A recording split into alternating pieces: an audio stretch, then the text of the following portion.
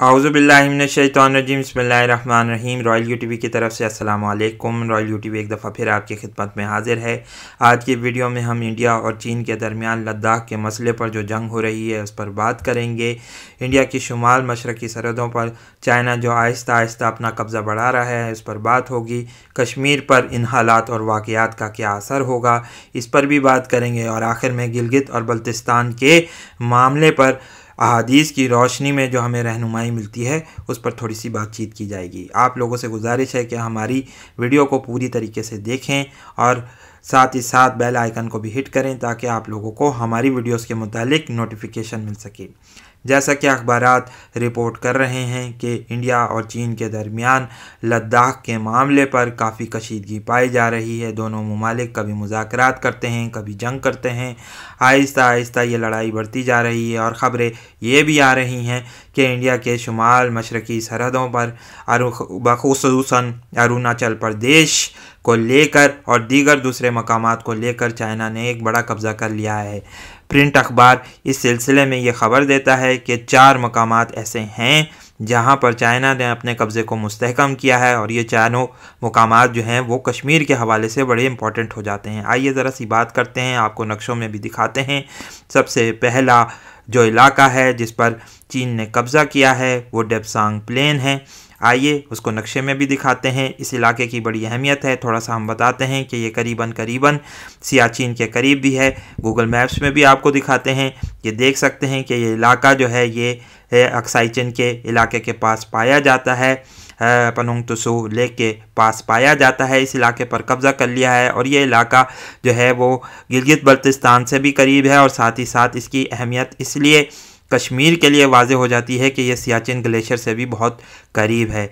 इसी बुनियाद पर बहुत सारे एक्सपर्ट्स ये कह रहे हैं कि लग रहा है कि चीन का अगला निशाना सियाचिन ग्लेशियर होगा और इसके बाद फिर कश्मीर में उसकी फ़ौजों की आने की राह हमवार हो जाएगी। इस ज़मीन में अगर एक थोड़ा सा मज़ाहिया तबसरा किया जाए तो चाइना कटिंग की इस्तिलाह 90 की दिहाई में और बाद की दिहाइयों में बड़ी मकबूल हुई थी। कराची में एक बहुत ही मशहूर सियासतदान अल्ताफ़ हुसैन साहब ने इस इस्तिलाह की सबसे पहले इसको इस्तेमाल किया।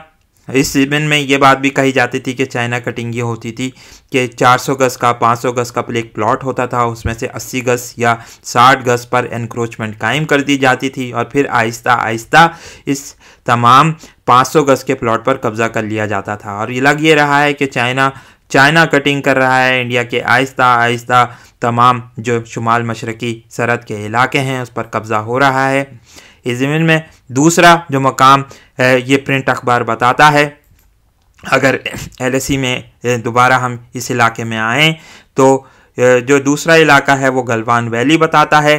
डेप्सांग प्लेन के अलावा ये गलवान वैली बहुत ही इंपॉर्टेंट है। गलवान वैली को हम दिखाते हैं। गलवान रिवर इस इलाके में बहता है, शुयूक रिवर में जाकर ये शामिल हो जाता है। इसको थोड़ा सा हम आपको मज़ीद नक्शे में दिखाते हैं। ये इलाका गलवान वैली कहलाता है जहां गलवान रिवर बहता है। ये अगर देखा जाए तो ये इलाका भी इस तमाम इलाके में बड़ा इम्पोर्टेंट, बड़ी अहमियत का हामिल भी बताया जाता है।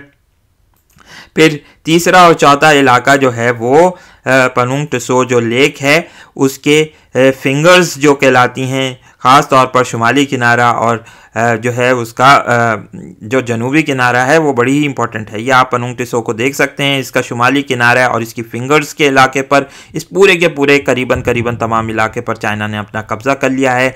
सन 2013 में चाइना ने अपनी फ़ौजें इसमें दाखिल करी थी और उस ज़माने में भी ये बात हुई थी कि चाइना अपनी फ़ौजियों को वापस ले जाएगा, जो कि उसने नहीं किया। अब इस इलाके पर मज़ीद उसने फ़ौजें भेजकर कब्ज़ा कर लिया है और अपने तमाम के तमाम कब्ज़े को मजबूत तर वो करता चला गया है। इस हवाले से मॉस्को मुज़ाकरात भी हुए थे जहां पर इंडिया की एक बहुत बड़ी शिकस्त भी हुई। इंडिया ने ये बात कही कि बॉर्डर एरियाज़ कहा गया, उसमें एक बहुत बड़ी बात की गई जहां पर 5 नुकात पर इत्तफाक हुआ, जिसमें इंडिया और चाइना ने ये बात कही कि हम जो हैं वो उसमें डिसंगेज करेंगे, यानी तेज़ी से जो है फ़ौजों को दूर ले जाएंगे, फिर फासला रखेंगे। इसके अलावा जो है जो कशीदगी है उसको कम भी किया जाएगा। लेकिन आहिस्ता आहिस्ता अगर हम नक्शे में जाकर देखें, थोड़ा सा इसको मिनिमाइज़ करके आपको बताएं, तो अब आहिस्ता आहिस्ता अरुणाचल के प्रदेश के इलाके पर भी चाइना अपनी कुव्वत मजबूत कर रहा है। भूटान में भी सुनने में आ रहा है कि फ़ौजें भेज दी गई हैं। इसके अलावा नेपाल के भी एक बड़े इलाके पर कब्ज़ा कर लिया गया है। तो चाइना आहिस्ता आहिस्ता इन इलाकों पर अपना कब्ज़ा मुस्तहकम बना रहा है और महसूस ये हो रहा है कि अब जम्मू कश्मीर की भी बारी आने वाली ही है थोड़े ही अरसे में। जैसा कि फ़ारूक अब्दुल्ला का बयान जो शाया हुआ वो बड़ा ही दिलचस्प है। इसमें उन्होंने ये कहा कि कश्मीरी अपने आप को कभी भी इंडियन फील नहीं करते हैं, उन्होंने कभी भी महसूस नहीं किया कि वो हिंदुस्तान का हिस्सा हैं। इसलिए वो खुश होंगे इस बात पर कि अगर चाइना कश्मीर पर कब्ज़ा कर लेता है। बहुत ही अहम खबर है आज के हवाले से, ये कल अखबारात में ख़बर शाया हुई और फ़ारूक अब्दुल्ला ने, जो शेख अब्दुल्ला साहिब के बेटे हैं, शेख अब्दुल्ला साहिब को बाबा कश्मीर भी कहा जाता है, उन्होंने ये बात कही है अपने बयान में। और आर्टिकल 370 के बाद जो रिवोक किया गया और कश्मीर की ऑटोनॉमी को ख़त्म किया गया था, कश्मीर को ज़ब्त कर लिया गया था, उसने इन हालात को पहुँचाया है। बहुत से एक्सपर्ट्स ये भी कहते हैं, जिसमें इंडिया के बड़े बड़े माहिरीन शामिल हैं, उन्होंने ये बात कही है कि आर्टिकल 370 के रिवोक करने के बाद ये सारी सूरत हाल पैदा हुई। आपने चाइना को बहुत ज़्यादा प्रोवोक किया, चाइना इस मसले को लेकर सिक्योरिटी काउंसिल में चला गया और फिर बाद में इन लोगों ने जो है वो आहिस्ता आहिस्ता इन जो लद्दाख के इलाकों पर कब्ज़ा करना शुरू किया है। और बहुत सारे माहिरीन अब ये कह रहे हैं कि चाइना की नज़रें कश्मीर पर हैं। पिछले दिनों कश्मीर में एक धमाका भी हुआ और कश्मीरी लोग ये कहते हुए पाए गए इस ज़मीन में कि हो सकता है चाइना ने यह धमाका कराया हो, जिसके बाद जो है वो एक बड़ा ज़लज़ले की भी एक पेशनगोई की गई। बहरहाल इस बात को, खबर को छुपा दिया गया। आप देखते हैं कि सूरत हाल किस तरफ जाती है। इस तमाम सिलसिले में हमारे लिए भी एक बहुत बड़ा सबक है, जैसा कि अखबारात में हमारे यहाँ ये बात आ रही है कि गिलगित बल्तिस्तान को भी दिखाते हैं आपको इस नक्शे में। ये हमारा नॉर्थ का इलाका जो है ये स्कर्दू और हुंजा और ये तमाम के तमाम इलाके गिलगित बल्तिस्तान में शामिल हैं। चित्राल का इलाका भी है इसमें। ये अगर देखा जाए तो इसको प्रोविंस बनाने की बात की जा रही है, लेकिन हम इस ज़मीन में ये बात यकीन दहानी हमारे क़यादत को कराना चाहते हैं।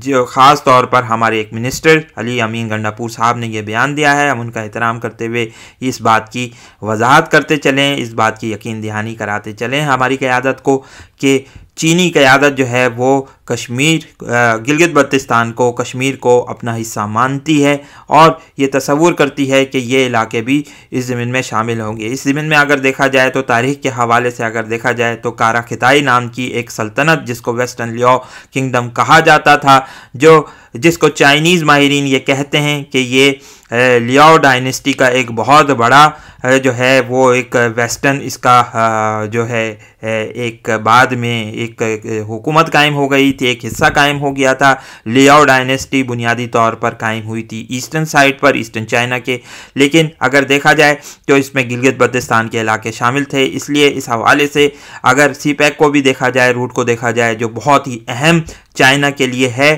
तो अगर इसके तनाजुर में बात की जाए, इसको बैकग्राउंड में रख कर देखा जाए, तो फिर ये बात वाज़े हो जाती है कि चाइना के लिए गिलगित बल्तिस्तान बहुत अहम है।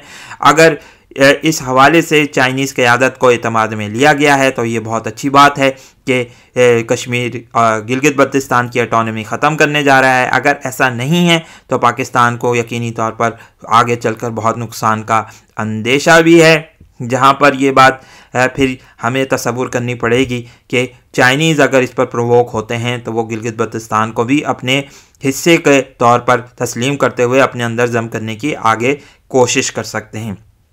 सूरत हाल तेज़ी से बिगड़ रही है। हमने ताइवान के हवाले से भी आप लोगों को खबरें दी हैं कि वहाँ पर भी लग ये रहा है कि चाइना आहिस्ता आहिस्ता अपने कब्ज़े को मुस्तहकम करने के लिए हमला करने वाला है। देखते हैं सूरत हाल किस तरफ जाती है। अगर गिलगित बल्तिस्तान की बात की जाए तो चाइनीज़ जो हैं इसको अपनी हिस्ट्री का एक बहुत बड़ा हिस्सा तस्वुर करते हैं। यहाँ के लोगों को भी देखा जाए तो उनकी शक्लें बहुत ज़्यादा मिलती हैं। उगर मुसलमानों के हवाले से अगर देखा जाए तो वो इस इलाके में बड़ी तादाद में आकर आबाद भी हुए। इसलिए पाकिस्तानी क़यादत को चाइनीज़ क़यादत के साथ मुस्तकिल डायलॉग में मसरूफ़ रहना होगा। और अगर कोई ऐसी चीज़ है जिससे चाइना को गुस्सा आए, चाइना को जो है चाइनीज़ क़यादत इस सिलसिले में अपनी नाराज़गी का इजहार करती है, तो हमें ज़रूर कंसिडर करना चाहिए और हुकूमत में शामिल उन अवामिल को, उन लोगों की राय को नज़रअंदाज करना होगा जो इस हवाले से हुकूमत को प्रोवोक कर रहे हैं। इलेक्शंस होने वाले हैं जल्द ही नवंबर में गिलगित बल्तिस्तान में, इसलिए हुकूमत की कोशिश ये होनी चाहिए कि यहाँ पर एक प्रॉपर जो है इलेक्शन करा के एक अच्छी सी गवर्नमेंट बिठाए जो इंगेज करे चाइना को साथ डायलॉग में, क्योंकि चाइनीज़ ही इस वक्त हमारे सबसे मुखलिस दोस्त हैं। लेकिन हमें इस सिलसिले में ये बात नज़रअंदाज नहीं करनी चाहिए कि एक ज़माने में ही जब मंगोल हुकूमत का आया हो रहा था, जब चंगेज़ खान नामी एक बड़ा सिपह सालार जो है वो मंगोलिया की सरजमीन पर नमूदार हो रहा था, तो उस ज़माने में सल्तनत ख्वारज़म के बादशाह अलाउद्दीन ख्वारज़म शाह ने इसके साथ नामालूम वजूहात की बुनियाद पर एक बहुत बड़ा झगड़ा मोल लिया। और फिर आप ये बात जानते हैं कि मुसलमानों पर जो तबाही और बर्बादी मंगोलों की सूरत में, ततारियों की सूरत में नाजिल हुई, वो भी तारीख़ का हिस्सा है। अगर इसी चीज़ को देखा जाए तो रसूल अल्लाह सल्लल्लाहु अलैहि वसल्लम की सुनन निसाई की वो तवील हदीस बहुत ज़्यादा रेलेवेंट हो जाती है, बहुत ज़्यादा इस सिलसिले में हमारी रहनुमाई करती है, जिसमें रसूल अल्लाह सल्लल्लाहु अलैहि वसल्लम ने ये बाद में फ़रमाया। ये ग़ज़वा खंदक के मौके पर रसूल अल्लाह सल्लल्लाहु अलैहि वसल्लम ने इन वाक़यात को बयान किया। आखिर में रसूल अल्लाह सल्लल्लाहु अलैहि वसल्लम ने कहा, ये हम आपको पढ़ के भी सुना देते हैं, इंग्लिश में इसका उर्दू तर्जुमा भी सुनाएंगे।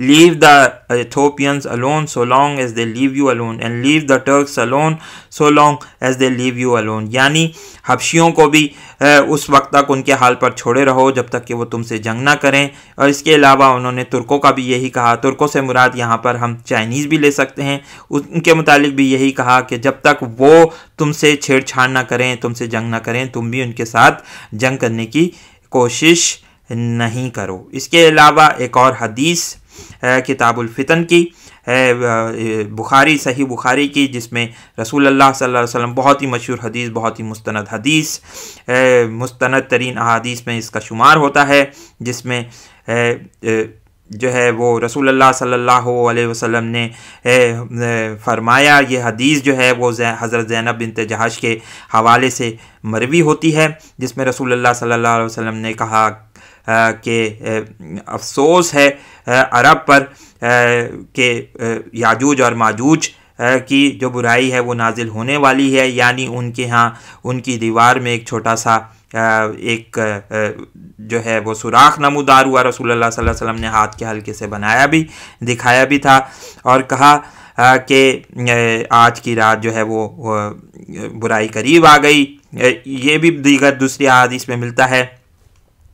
तो हज़रत ज़ैनब बिन्त जहाश ने ये पूछा था रसूल अल्लाह सल्लल्लाहु अलैहि वसल्लम से कि हम लोग क्या ख़त्म हो जाएंगे जबकि रसूल अल्लाह, जबकि हमारे दरमियान जो है वो अच्छे लोग मौजूद होंगे। तो रसूल अल्लाह सल्लल्लाहु अलैहि वसल्लम ने कहा हाँ, क्योंकि उस वक्त बुराई बहुत ज़्यादा फैल जाएगी। अब ये महसूस हो रहा है कि आहिस्ता आहिस्ता, जिसमें रसूल अल्लाह सल्लल्लाहु अलैहि वसल्लम ने इस हदीस में ये कहा कि अफसोस है अरब पर, यहाँ पर ये बात साबित हो रही है कि इस वक्त अरबों ने जो यहूदियों के साथ मुआहिदात किए हैं उससे महसूस ये हो रहा है कि आहिस्ता आहिस्ता याजूज और माजूज की बुराई भी उन पर नाजिल होने वाली है और वो टूट पड़ने वाले हैं। चाइना का मसला इस वक्त बहुत गहरा होता जा रहा है, इसलिए हमें कोशिश ये करनी चाहिए कि किसी भी सूरत जो है वो चाइना के साथ अच्छे ताल्लुकात को अपने मुस्तहकम करें ताकि हम इस बड़ी बुराई से बच सकें जो हमारी जंगें और बड़ी बड़ी जो हैं हमारे ऊपर मसाइल